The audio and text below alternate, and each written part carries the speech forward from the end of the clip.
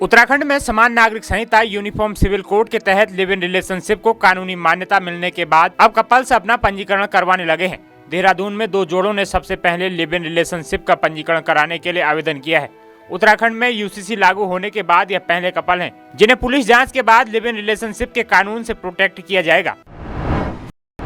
मैं बताना चाहता हूं कि हमारा उद्देश्य बिल्कुल भी किसी की निजता को समाप्त करना नहीं है।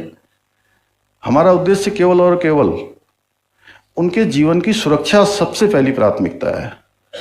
आप सबको दिल्ली का एक 2022 का एक केस हुआ था, श्रद्धा वालकर और आफ्ताब, जिसमें 300 लीटर के फ्रिज में श्रद्धा वालकर को काट के उसको डाल दिया गया था।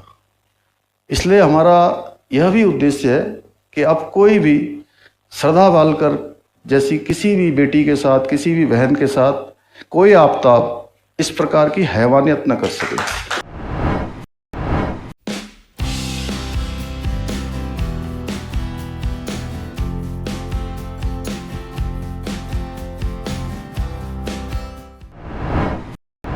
इधर हल्द्वानी के लोग यूसीसी में लिव इन रिलेशनशिप के विरोध में उतरकर इसे हटाने की मांग कर रहे हैं। पहाड़ी आर्मी से जुड़े कुछ लोगों ने देवभूमि उत्तराखंड में विवाह से पहले सहवास को गलत बताया है। उन्होंने कहा कि हिंदू धर्म और संस्कृति में इस तरह से कहीं भी व्यवस्था नहीं है। लोगों ने हस्ताक्षर अभियान चलाकर लिव इन को हटाने की बात कही है। आइए अब जानते हैं पंजीकरण की प्रक्रिया। यूसीसी लागू होने के बाद से प्रदेश में अब तक 311 लोगों ने विभिन्न श्रेणियों विवाह पंजीकरण, विवाह विच्छेद, वसीयत पंजीकरण में आवेदन किया है। यूसीसी लागू होने से पहले से चल रहे लिव इन रिलेशनशिप के 1 महीने के भीतर पंजीकरण कराना अनिवार्य होगा।